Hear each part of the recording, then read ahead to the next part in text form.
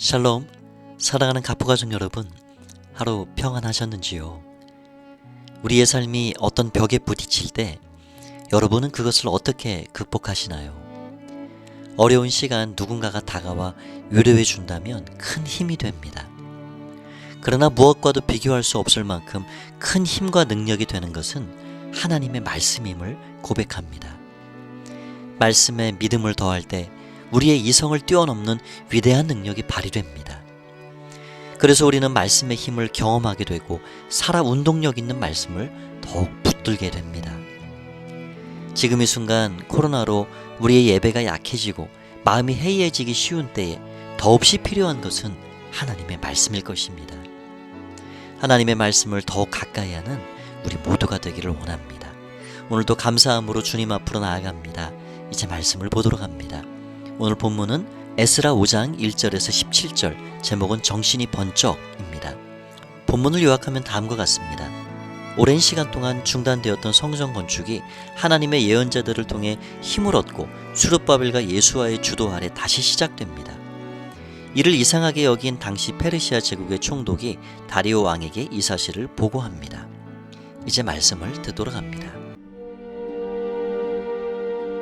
선지자들 곧 선지자 학개와 이또의 손자 스가랴가 이스라엘의 하나님의 이름으로 유다와 예루살렘에 거주하는 유다 사람들에게 예언하였더니, 이에 스알디엘의 아들 스룹바벨과 요사닥의 아들 예수아가 일어나 예루살렘에 있던 하나님의 성전을 다시 건축하기 시작하매 하나님의 선지자들이 함께 있어 그들을 돕더니, 그때에 유브라데강 건너편 총독 다뜨네와 스달 보스네와 그들의 동관들이 다 나와 그들에게 이르되, 누가 너희에게 명령하여 이 성전을 건축하고 이 성곽을 마치게 하였느냐 하기로, 우리가 이 건축하는 자의 이름을 아뢰었으나 하나님이 유다 장로들을 돌보셨으므로 그들이 능히 공사를 막지 못하고 이 일을 다리오에게 아뢰고 그 답장이 오기를 기다렸더라. 유브라데강 건너편 총독 다뜨네와 스달보스네와 그들의 동관인 유브라데강 건너편 아바삭 사람이 다리오 왕에게 올린 글의 초본은 이러하니라. 그 글에 일렀으되, 다리오 왕은 평안하옵소서. 왕께 아뢰옵나이다.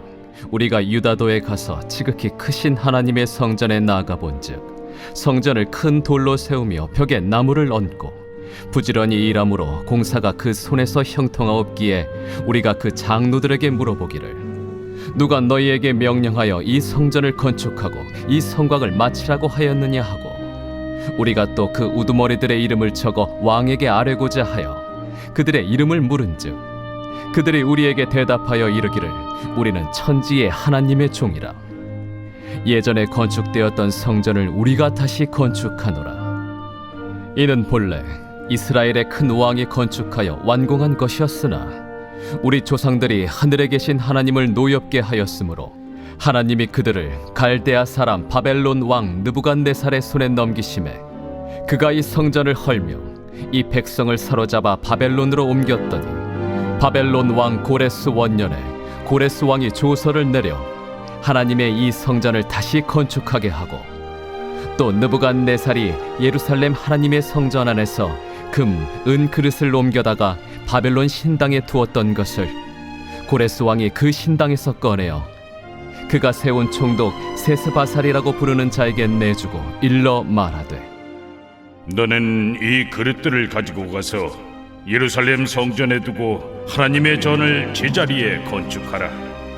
이에 이 세스바살이 이르러 예루살렘 하나님의 성전 지대를 놓았고, 그때로부터 지금까지 건축하여 오나 아직도 마치지 못하였다 하였사오니, 이제 왕께서 좋게 여기시거든 바벨론에서 왕의 보물 전각에서 조사하사 과연 고레스 왕이 조서를 내려 하나님의 이 성전을 예루살렘에 다시 건축하라 하셨는지 보시고, 왕은 이 일에 대하여 왕의 기쁘신 뜻을 우리에게 보이소서 하였더라.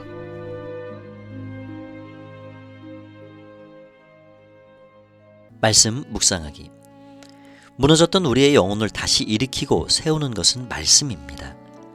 성전 건축이 중단된 지 16년이나 되어 다시 시작할 엄두도 못 냈던 유다 백성은 학개와 스가랴가 전하는 하나님의 말씀을 듣고 다시 일어났습니다. 그리고 오랫동안 멈춰있던 성전 건축 작업을 다시 시작했습니다. 비록 그들을 둘러싼 상황은 변함이 없었고 여전히 곱지 않은 시선들과 넘어야 할 산도 많았지만 무너졌던 그 자리에서 다시 일어나기를 결단할 때 하나님은 생각지도 못한 사람과 예상치 못한 상황을 통해 차근차근 회복의 시동을 거셨습니다. 이처럼 세상은 우리를 멈추게 하고 주저앉게 하고 실망하게 하지만 말씀은 우리를 일으키고 회복시키고 다시 시작하게 하는 것입니다. 말씀 적용하기. 주님은 지금도 말씀을 통해 나에게 말을 걸어 오십니다. 어느새 무뎌진 나의 영적 상태를 다시 점검하고 일으키고 세울 힘은 말씀에 있습니다. 세상의 말들과 원리와 대세가 아닌 말씀 묵상을 통해 나를 향한 하나님의 뜻을 묻고 있나요? 말씀을 통해 내 영혼의 상태, 멈출 때와 나아가야 할 때 나를 향한 하나님의 뜻을 깨닫고 그 말씀대로 살아가는 우리의 삶이 되기를 원합니다. 오늘의 묵상 질문입니다. 첫 번째, 말씀을 통해 나의 영적 상태를 분명히 보여주시고 깨닫게 하셨던 경험이 있다면 언제 어떤 일 때문이었나요? 두 번째, 무너지고 흐지부지 되었던 나의 영적 상태를 다시 회복하기 위해서 지금 무엇부터 해야 할까요? 이제 묵상 질문에 대해 생각하면서 더 깊이 말씀을 새기며 기도하는 시간을 갖도록 하겠습니다.